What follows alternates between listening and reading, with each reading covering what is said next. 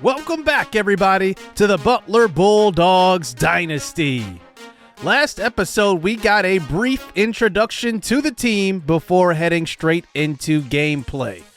One guy that really stuck out in that initial game versus Hawaii Tech was freshman running back Doug Hennessy. He was one of our top recruits coming into this first season of this series, and let's just talk about his backstory a little bit. Grew up in South Carolina, was an adopted kid as a 2-year-old, adopted into a white family. It was a little bit different for him, obviously being the only black child in a white family. He dealt with a lot of racism growing up. So really what he wanted to do is create a new identity away from home, away from all of the hardships that he went through as a child.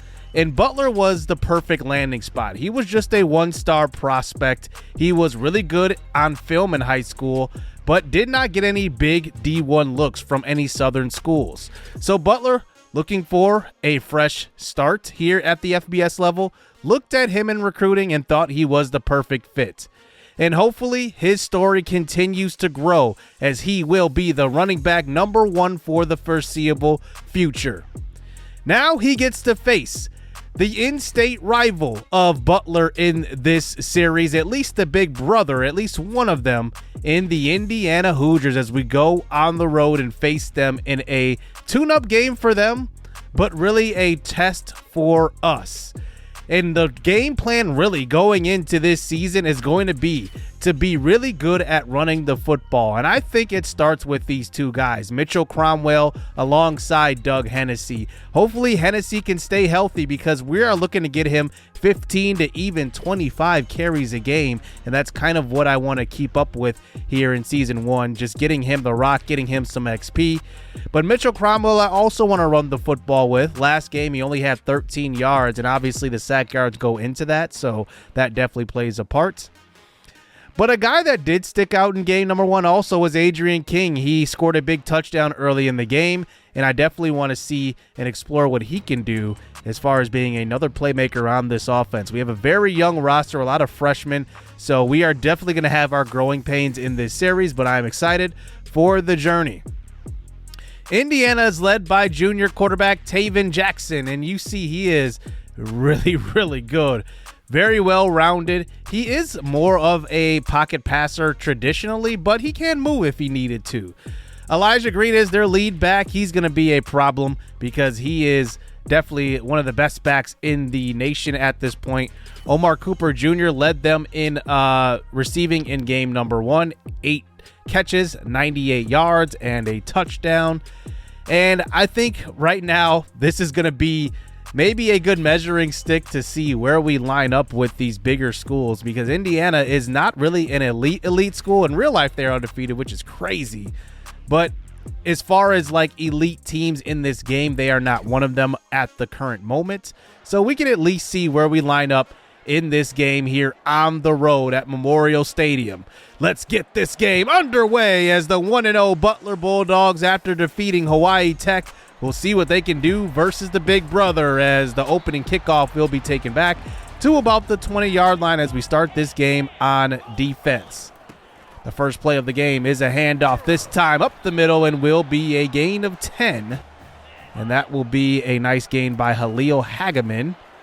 Now on a 1st and 10 again, here is a jet sweep, and that's another first down for the Indiana offense. They're already at the 50 after 2 plays. In the pocket here is Jackson throwing across the middle. That one's caught. It's going to be a big first down inside the 20-yard line. And Taven Jackson with 3 big completions. Now they're in the red zone already.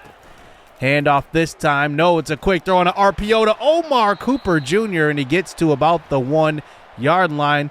And they are going to call an illegal man downfield, so that play will come back.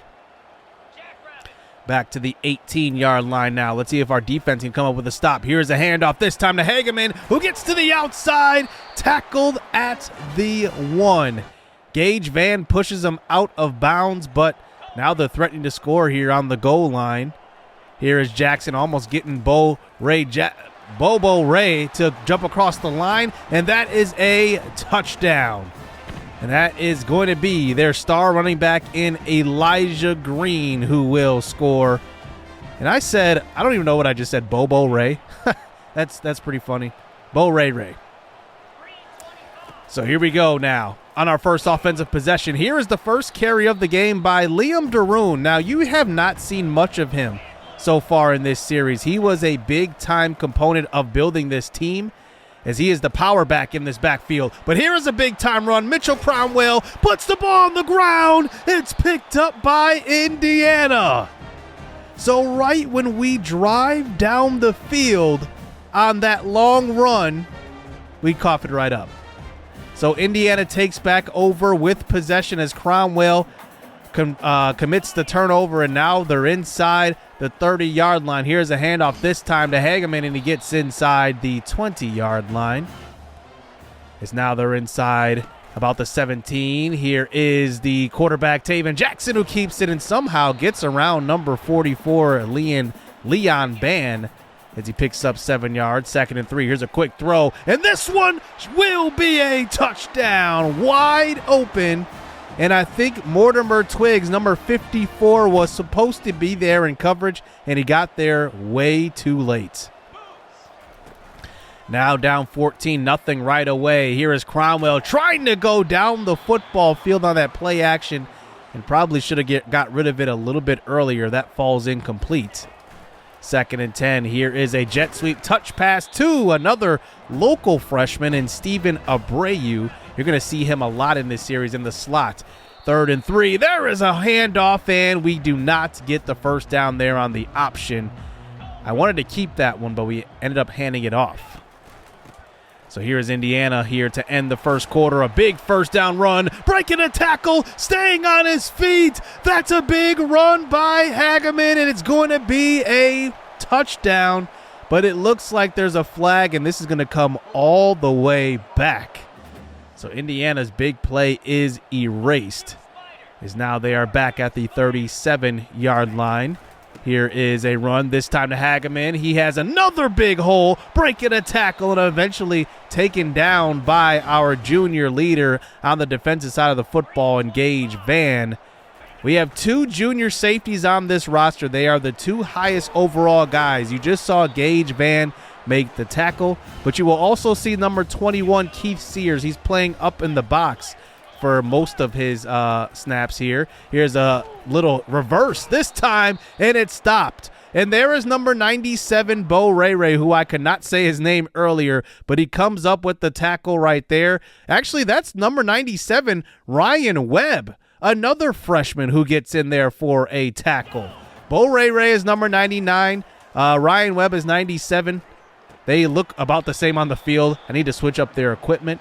But we do get a 3rd down stop here as the pass goes out of bounds. The running back just carries his momentum out of bounds. And Indiana settles for the field goal, going up 17-0. So can we move the ball on this drive? And that's a stop in the backfield. Liam Daroon, we tried to keep it again, and we end up losing 3 yards on that play. Now a 3rd and 13 here for Mitchell Cromwell. Under pressure, he just gets rid of it. He had nowhere to go with that football, and he doesn't have the strongest arm, so I'm happy that result just happened. He throws it into the ground. So 17-0 in possession here for Indiana. There is Elijah Green getting one of his first carries of the game. I believe that was carry number 2, as he remains in the game here for a 3rd and 4. This time, throw it to the right side. That's caught. A big-time gain here for the Indiana offense, and a first down. Is now Taven Jackson inside the 5-yard line for a 1st and goal, and it's a wide open tight end over the middle of the field. It's a touchdown, and wow, 24-0 here. 3 minutes to go here in the first half. I think this kind of shows the difference in talent between the 2 teams. So can Butler get a first down here? Here's an RPO action over to Adrian King, who scored in the opener, and he picks up 6 on that play. Now a 2nd and 4. Here is Cromwell throwing across the middle. There is Stephen Abreu. Abreu is a local kid from Indianapolis. I definitely am going to be looking to, obviously, develop him in this series. He's got some speed. He also has a little bit of wiggle. We had to develop those receiver skills a little bit, though. 3rd and long now. Cromwell facing pressure. He rolls to the right side, throws this one. He puts way too much air under it, and it's caught by number 17, Milo Brown. And he picks up the first down as we're across the 50 for the first time in this game. Another triple option this time. Cromwell keeps, and he slides down at the 20. So a nice little drive here. We have about a minute and a half left as Indiana loads up the box here. A little play action here for the offense. Here's a lob pass to the right side to Abreu, and that's going to go for maybe 2 yards. I'm starting to learn Mitchell Cromwell. When you lob the ball, he means he's really going to lob the ball. His lobs are extremely high. 3rd and 4 now. Cromwell facing pressure, gets out of it. He scrambles for the first down. Tackle, and the ball's on the ground. Picked up by Indiana, and they will take over. So our first big drive here of this game, Cromwell does an excellent job of avoiding pressure, and then he just tries to slide there, and the ball gets punched out by the defense. Incredible. 36 seconds to go for Indiana. They can't possibly score here, right? Here's a throw to left side into traffic, tipped and intercepted. This is going to be Moses Waters, and it's going to be the first INT of the series. How about that deflection and a little tip drill? That's what you work on in practice. Let's just take another look at this. Good coverage, and that's Gage Van, one of the leaders on this defense, gets a hand in there. Then Waters comes up with the deflection, and now we have great field position again. Hopefully we can close out this drive and punch it in. 1st and 10 now. Cromwell steps up in the pocket. He's this time slides down wisely after a gain of 8. Little RPO action this time to Abreu. Abreu inside the 5. What a play call. It's 1st and goal. A little RPO screen action. And now we're inside the 5. We get it to the 1. We bring in our best 2 backs here. Giving it to Liam DeRoom, the power back. And he punches it in for the touchdown. At least it feels pretty good to get 6 on this defense. And we were driving on a couple of drives in the first half. We just need to learn to finish these drives. And that one, we had a short field, and we were able to punch it in. 24-7 here to start the second half. Here is a handoff, this time to number 28, Doug Hennessy. I'm going to highlight Hennessy a lot in this series because I really do see his potential. Here is Cromwell, a little read option. He keeps it, and he gets to about the 26-yard line for the first down. He's at 70 yards rushing, by the way. He takes off again and picks up a first down, and this time holds on to the football in traffic. Now at 81 yards rushing for Mitchell Cromwell. Hasn't been impressive throwing the football, but using his legs he has been. Here's a short throw to number 17, Milo Brown, and he can't hold on to that catch. And now it's a 3rd and 9. Cromwell in the pocket, running out of time, and the pressure does get to him.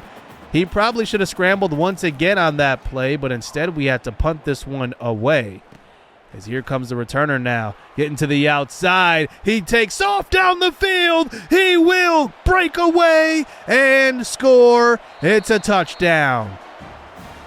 Now, if you know college football, I guess revamped and kind of the team builder template, you can tell that that's number 7, Keontae Thompson, who is the starting running back for a cupcake roster, which is actually pretty funny. He transferred over to Indiana.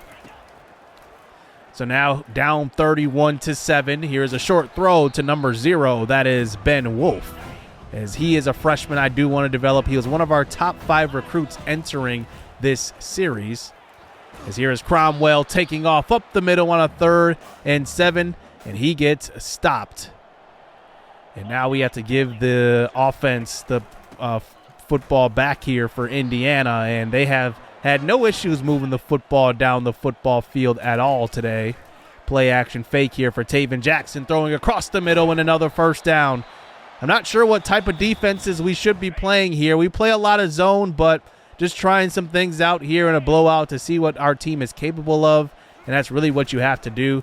Play action fake this time, and the pressure finally gets to Jackson. That's number 93, Cookie Melendez, who gets in there. He will be credited with the half sack on that play. 3rd and goal now. Here is a throw to the end zone, and that is knocked away. Moses Waters making some plays today on the left side of that defense, as that's going to bring in Anthony Pittman at quarterback, just trying anything at this point. Seeing what we have on the roster, that's really what you have to do in these blowout games. 2nd and 17 now. Here's Pittman throwing it up for grabs, looking deep for Adrian King, and he can't hold on to it. And now 3rd and 17, and we're back at the 19-yard line. And here's another deep shot, looking for number 3, Stephen Abreu, and it's intercepted going the other way. I'm not sure what the flag is, but they will return it back to the 10-yard line. And it's going to be holding on the offense, so that play will stand. This is a certified blowout if there ever was one. Indiana has been dominating us from start to finish today. And there is another touchdown carry, that time by Indiana. It's Hageman, and they will capitalize on that short field position. As Mitchell Cromwell does check back in here, I do want to get some practice here with him at quarterback. Here's another big run by Doug Hennessy as he picks up 13, but it looks like it's going to be erased. And that sucks. 51-7 at this point, by the way. 1st and 20 again. Here's a stretch play to Hennessy, and another tackle and another flag. Is this going to be an issue this season? Another holding call on this offensive line. This time it's George Kamalu. 2nd and 27. Another flag is on the field. It's less than a minute to go. We could kneel it out at this point, but I just wanted to get some work with our offense, and we can't even move forward. We're back at the 6-yard line, and now it's a 3rd and 29, and a run up the middle. Doug Hennessy, he is tackled, and that will be the game. 51-7. That's a blowout if there ever was one. Indiana shows that they are the big dogs in the state. And one thing I do want to highlight, though, is that I do want to make running the football a priority in this season. We're not going to be able to throw the football down the field. Yeah, I'm going to take my shots, and those will come, but I definitely want to attack short to medium before airing it out deep. We just don't have that much speed on this team at all. We don't have guys that can separate, so we really have to scheme guys open, and that's really what we tried to do today, and it just did not work out. This was a much better team we were playing against, but I gotta say that, you know, we did have some explosive plays, especially with Mitchell Cromwell scrambling. We had a couple of option plays which would have worked, but obviously some holding calls. But I think I see a lot of potential with kind of this run game, and I'm excited to kind of learn Liam Daroon because he is a power back. I do want to use him. He is technically the fullback on the roster, but I do want to use him in the running game. But I like what I see from Doug Hennessy when he does get some touches, and you know, that was kind of the result. That was a much better team than we have, so we will learn from here. I do want to highlight recruiting for the first time in this series, as I didn't touch on it in episode 1. Our top recruit will be a quarterback, and it's Quincy Missouri out of Germantown, Tennessee. You see his attributes: 91 throw power. Look at the accuracy though. 86 short and 86 medium. He looks really, really good. He's also mobile, 85 speed, 93 acceleration, and he has the silver, clear-headed, and winning time mental abilities. For a 2-star prospect, he looks amazing. And I'm saying that he could probably end up possibly vying for a starting job if he commits on day one as a freshman. I mean, if I'm looking at Mitchell Cromwell, I see that he's a good runner, but Quincy Missouri can actually throw the football with 91 throw power. We can actually spread the football around the yard. So we're going to put the maximum amount of points on him, and I will talk about some of the coaching skills we already have on our coach, which allows us to get to 65 recruiting points. But we have 400 total, so we need to be wise with those points. The next guy is Hugh Miranda. I really like his just potential as a pass rusher. He does have a lot of speed, and we are first on his board. The third guy on our board is Ezekiel Boyko, a true power back, 80 trucking. He's got 90 acceleration with 88 speed. He's got the gold winning time mental ability, and he looks actually pretty solid as a 2-star athlete power back. 5'11", 220. He's got excellent size there, and I think that he could add to the mix with Doug Hennessy, and they can create a pretty dangerous 1-2 combo because Liam Daroon is technically a senior, so this will be his only year with us.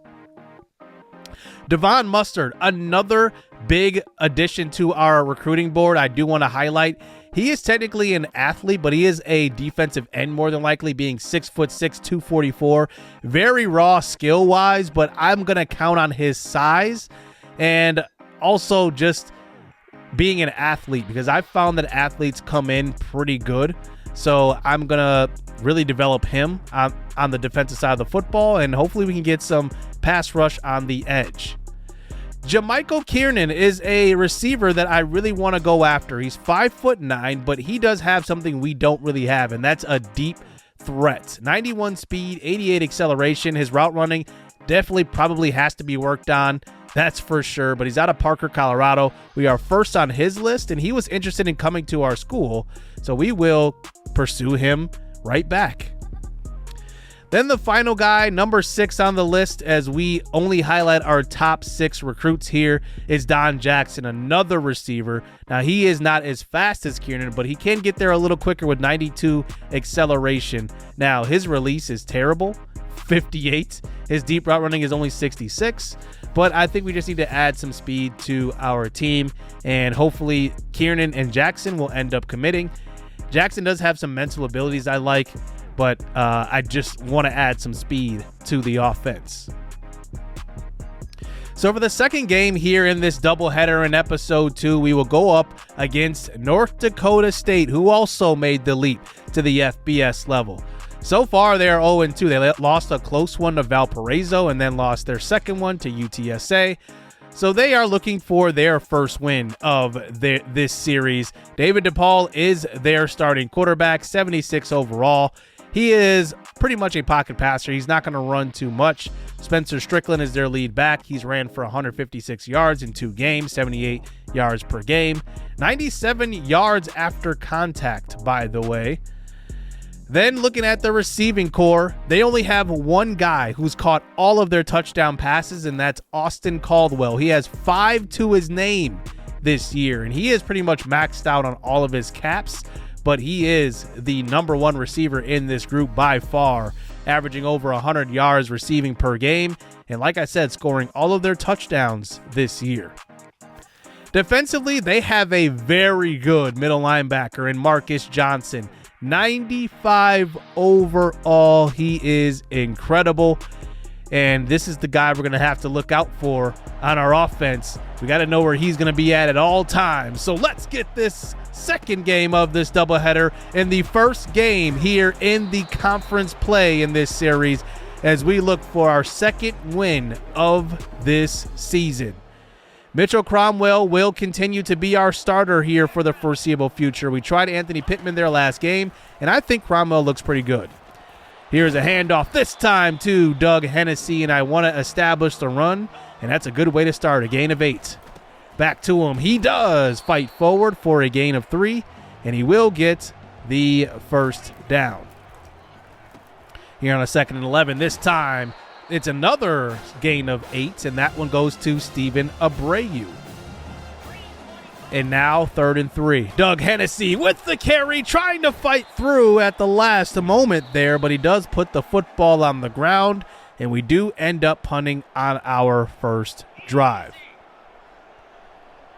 So here we go now at the 42 on defense. Here is a touch pass, this time to Spencer Strickland, as he does fight forward only for a gain of 1 as they lined their running back out wide.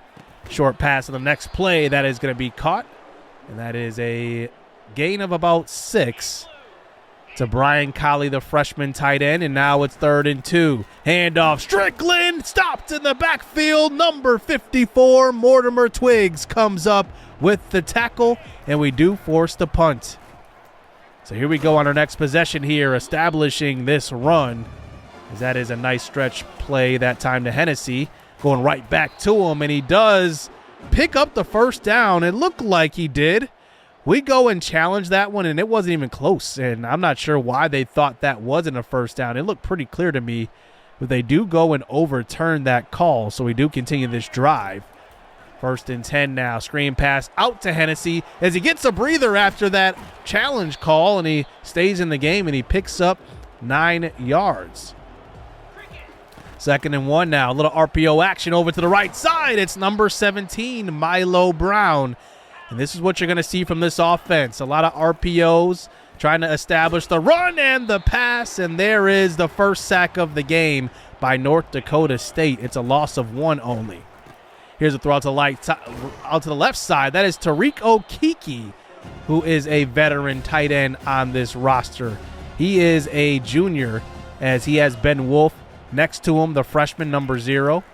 3rd and 6, play action fake. Cromwell gets swallowed up. It's a big sack. Joshua Townsend is in again for a big-time sack that time. And now here comes North Dakota State back on offense, running the football. Here is Spencer Strickland with the big play. Gets eventually tackled by number 15, Joshua McKenzie, who is the backup safety. 2nd and 11 now. Strickland, another big run that time. He broke a tackle. That was a small crease he fit through. And now they're inside field goal range. Back to Strickland. Mortimer Twiggs there for another big tackle. He's made a couple of plays here today. 3rd and 6 now. Here is DePaul throwing on the run, and he's got his man. That's his leading receiver, number 9, Austin Caldwell. And now they're inside the 5. Here is a stretch play this time to Strickland, and he will score. Touchdown.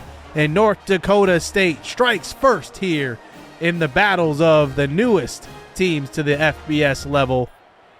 And now we are down by 7. Can we move the football on this drive?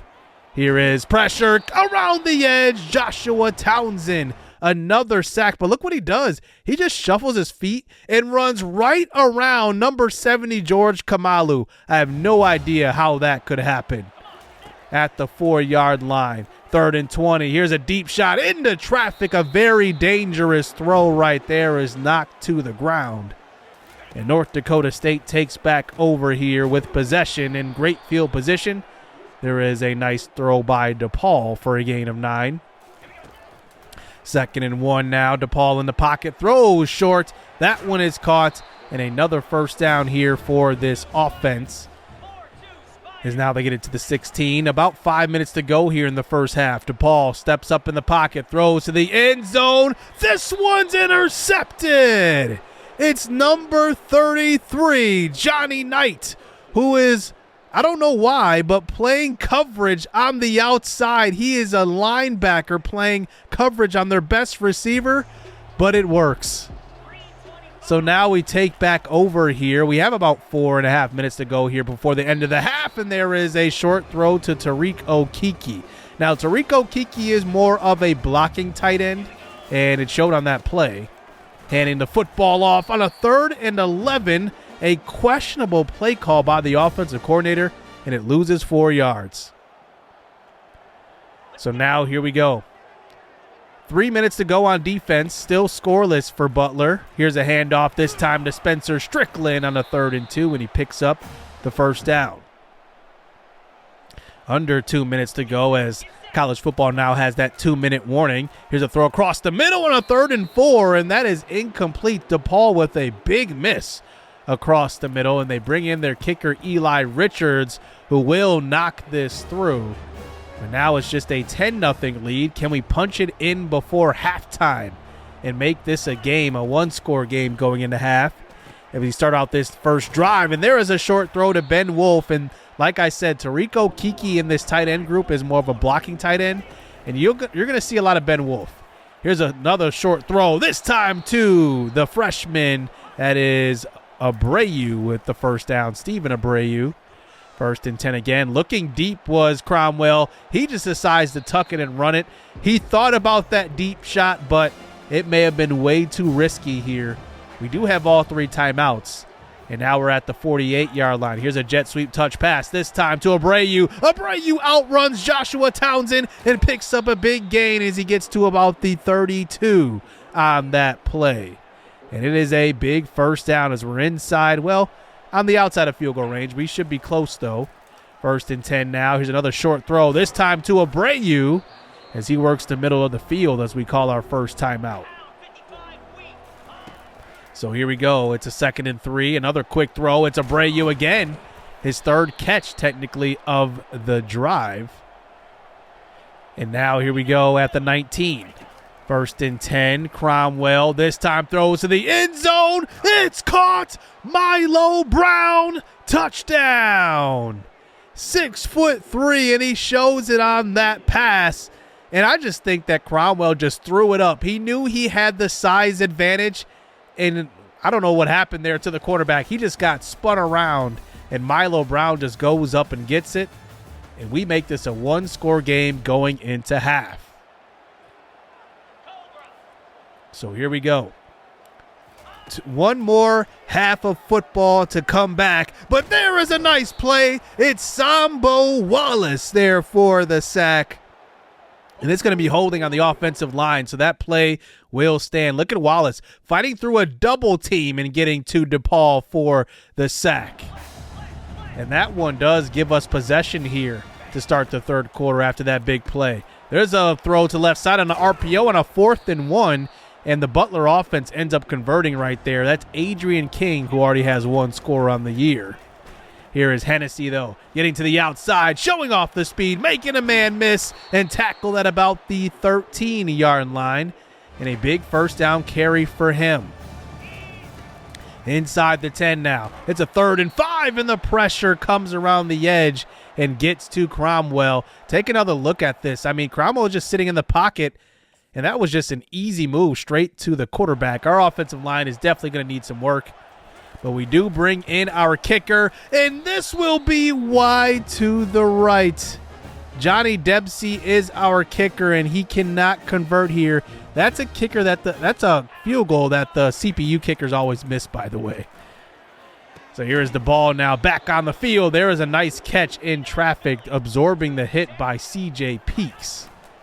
2nd and inches now. Here is Strickland with the carry, and he eventually gets tackled by Gage Van, and that's enough for a first down.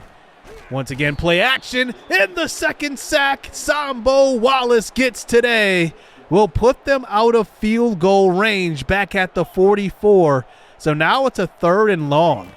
This was once a promising drive, but now they have to convert here. DePaul in the pocket. He gets hit on that throw by Bo Ray, number 99, and we do force the punt. So 4th quarter action now. RPO action up the seam. It's a catch and a first down for Ben Wolf as that one pushes us on the edge of field goal range. As here is a design option. A pitch out to Hennessy. The ball is on the ground. Hennessy eventually gets to it, but it's a loss of 12 on that play. A big time mistake here for the offense. Now a 2nd and 22. Here's a throw all the way across the field. It's caught by Davis Lewiston. Take a look at this catch. Out of the backfield, makes a diving effort and saves this drive for a 21-yarder. 3rd and 1. Hennessy checks in and picks up the first down. You couldn't have scripted that any more weird than that. As now here we go at the 17. Here's a touch pass. It's Abreu to the 5. Touchdown. Stephen Abreu, the local kid out of Indianapolis, scores his first career touchdown for the Butler Bulldogs and gives us the lead late in this game. And now North Dakota State must answer, as a late touchdown could eventually win us this game. Here is DePaul, play action. He has a man deep downfield looking for his leading receiver, and it's dropped. Austin Caldwell had it in his hands, and he just can't hang on. That may not have been a touchdown, but a big play erased. Here is DePaul, though, 2nd and 12, option keeper, and he does pick up the first down anyway. That's his longest run of the game, by the way, as he eventually gets it to a 3rd and 8. Here's a throw deep, looking for a man, and it's overthrown. Gage Van was deep in coverage, and they will have to punt it away. They're going to trust their defense. So we are going to run the football, and more holding calls on this offensive line. I think it's showing what our biggest deficiency is on offense, because we cannot have it late in these games where these big plays are erased, because now it's a 3rd and 21. But NDSU sends pressure, and there is Milo Brown downfield for the catch and the first down. The secondary's playing press coverage, so we literally just throw it up to our tallest guy, and Milo Brown comes down with it for a huge 3rd down conversion. So now here we are at the 35. NDSU sends pressure. We get it away to Doug Hennessy, and he stops short of the first down, and now it's 4th and inches. One more first down wins this game for Butler. It's a QB sneak. We go right behind the center, and Cromwell wins it for Butler, 14-10. How about that for our first conference win of this series? A late touchdown drive for the offense. Cromwell sneaks it to seal the game up, and we get a big road victory. I want to note that that was a road victory here for Butler. But how about just playing from start to finish? It's not how you start, because if you would have watched the first 3 quarters, you would have thought that Butler was going to lose that game. But we found a way.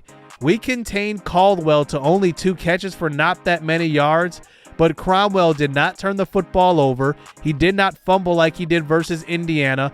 Doug Hennessy ran the football well, 15 for only 65. Obviously, that big pitch where he lost about 12 yards on his total, he should have had, 80 or so yards. Maybe that run would have broke free for another big run. So I'll consider that like an 80-yard game for him. And then Abreu, 7 for 75. I think it's going to be special getting him the football, especially just him working the slot. I definitely found something in that game.